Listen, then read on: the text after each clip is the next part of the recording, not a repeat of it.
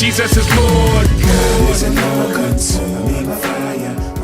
Hello, brothers and sisters. As we round up a little series of verses out of context, I would like to hit you with a question. Once again, a troubling one. Have you ever heard the idea that it is the husband's job to provide for the family?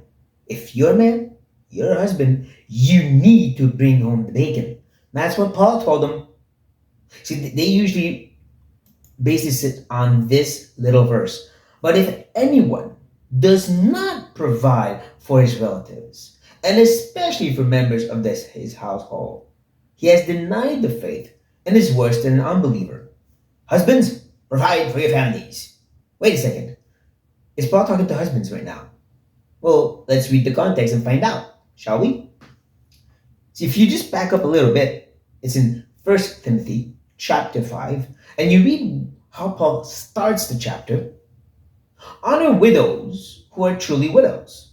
But if a widow has children or grandchildren, let them first learn to show godliness through their own household. And to make some return to their parents, for this is pleasing in the sight of God. She who is truly a widow, left alone, has set her hope on God, and continues in supplications and prayers night and day. But she who is self-indulgent is dead even while she's alive. Command these things as well, so that they may be without reproach. He's talking to widows, right? Like you see, like that, like me. And if you keep going in 1 Timothy 5 and look at verse 9 and so forth, he's still talking to widows, about widows and how to care for them as a church. But don't miss the fact he talks about households, and whose household? The children and the grandchildren. Adult children and grandchildren, of course, at this point. And he's saying you need to provide for the household, which is the widows. So if we back up, if anyone, who's the anyone here? The children and grandchildren, not husbands, not men in particular, grandchildren and adult children, men or women, single or married. Don't provide for his relatives. Which one? The widows. Especially the members of his household. Again, mom, grandma. That's the one who's denied the faith. This is not a call for husbands, but for anyone. That you would be a husband or a father or a single or even a woman, a sister in the faith. The call is for us as Christians to care for those in need, especially in our family. But as Paul tells the Galatians, yes, for those around us, like our immediate unbelieving family, but also, first of all, to the household of God. The household should be understood less than just the immediate family, even if they're unbelievers, but this idea of the household of God. So when he's talking about widows, he's talking about Christian widows and their Christian kids who should be taking care of them. And the idea is that so the church doesn't have to do it, it's up to you. And it kind of strikes at a mentality that even is prevalent nowadays, where we think the church will take care of them. Even though you are able to do something, you say, it's the church's job, it's the elder's job, it's the pastor's job. Paul says, no, that would make you worse than an infidel. This reminds us of James' words when he says that if a brother and sister are in need, living faith will help them. Not just say, go and God will bless you. Help them.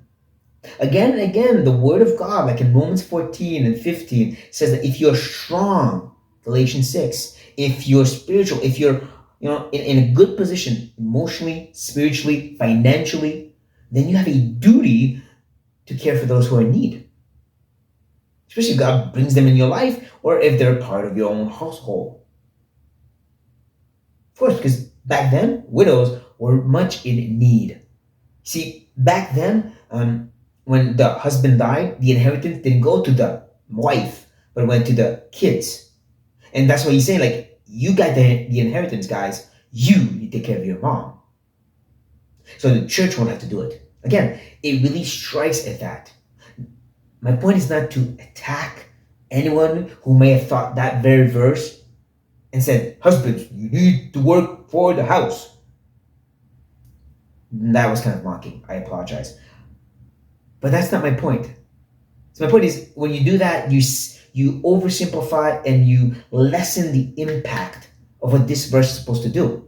In its context, it's calling for all of us. If you have the abilities, again, financial, emotional, physical, if you're able to help those around, especially your own family, you must do it. Like God took care of us. You must do it. That is a far greater call than just husbands, you need to bring home the bacon. Like I said, it goes way further. The impact it should have, men or women, single or married. The call is, if you're able, take care of those God brings in your life, those God has already brought to your life. Hopefully that has struck right at the heart of all of us. Now, with that said, this is rounding up the end of these series of verses out of context. Starting next week, next video, you probably already sneaked a peek and saw that it's going to be focused on Christ and his words. But I won't say much more for now, except that if this has blessed you, please let me know. And on that, brothers and sisters, be blessed. He's gonna burn it away, the holy furnace ablaze, eternal the day, somebody come on.